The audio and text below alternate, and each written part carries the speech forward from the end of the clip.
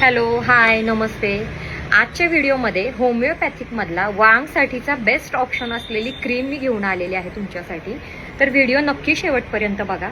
मला last time खूप साऱ्या लेडीजचे DM आले होते की आम्ही ॲलोपॅथिकमध्ये खूप साऱ्या क्रीम्स वापरून झालेल्या आहेत किंवा स्टेरॉइडयुक्त खूप साऱ्या क्रीम्स पण वापरून झालेल्या आहेत.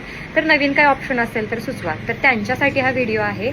तर ती क्रीम आहे मेल एक्स क्रीम व्हिजल कंपनीची होमिओपॅथिक क्रीम आहे. याच्यामध्ये 5 ते 6 नॅचरल इन्ग्रेडियंट्स आहेत.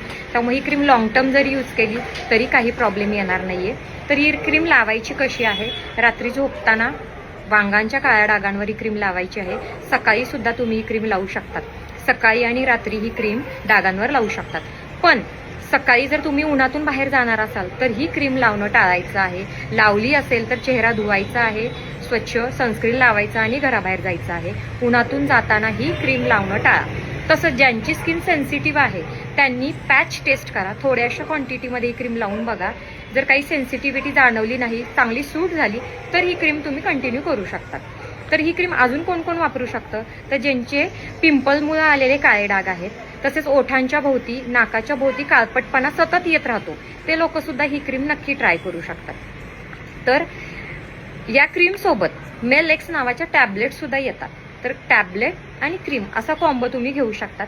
शक्यतो डॉक्टरांचा सल्ला घ्या आणि मग हे क्रीम तुम्ही घ्या. तुमच्या जवळच्या मेडिकल स्टोअरमध्ये किंवा जवळच्या होमिओपॅथिक डॉक्टरांकडे तुम्हाला याचं कॉम्बो मिळून जाईल. तर हे नक्की ट्राय करून बघा. होमिओपॅथिक आहे, नॅचरल इन्ग्रेडियंट्स पासून बनवलेलं आहे. जरी लॉंग टर्म यूज करावं लागलं तरी तुम्ही हे करू शकता.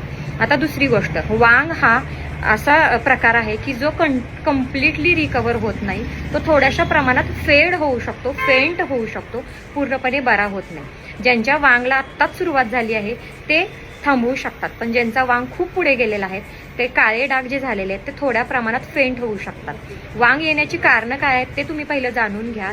ते कसे तुम्ही सॉल्व्ह करू शकता त्याच्यासाठी प्रयत्न करा. जसं की हार्मोनल इम्बॅलन्स असेल, डाएट असेल, तुमचं डेली स्किन केअर रुटीन असेल, या प्रायमरी गोष्टी तुम्ही आधी कंट्रोल करा आणि त्यानंतर सेकंडरी गोष्टी म्हणजे प्रॉडक्ट्सची यूज हे तुम्ही करू शकता.